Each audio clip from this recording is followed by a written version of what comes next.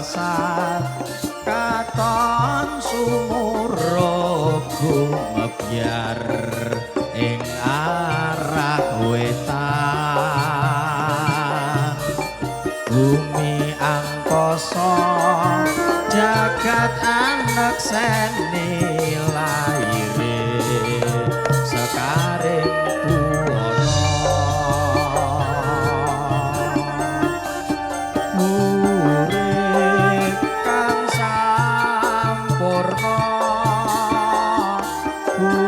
urip kang murba wasesa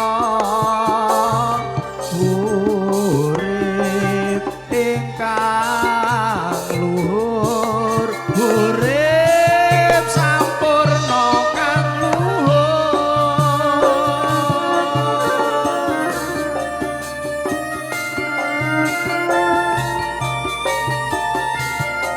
sasana ati luhuring budi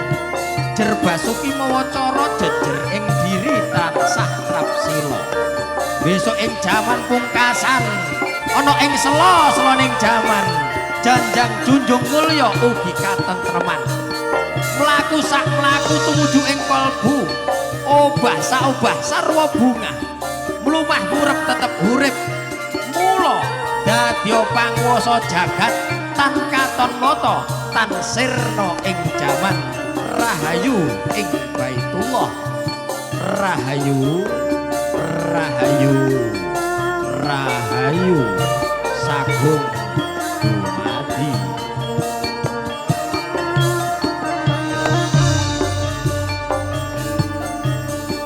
angin banyu geni jagat saisine hanjet juluk titah kang suci tanpi noyong apa kuasane Gusti tumurune wahyu keprabon wujud sejatine urip wujud sampurnane urip wujud kamulyane urip wujud sampurna jatine urip wujud sejatine urip wujud sampurnane urip wujud kamulyane urip wujud sampurna jatine urip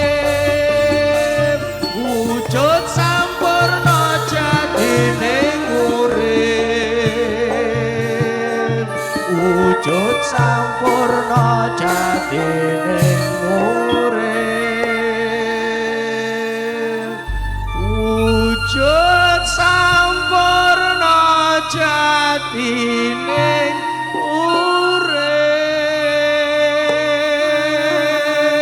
urip. Shallu ala Nabi Muhammad.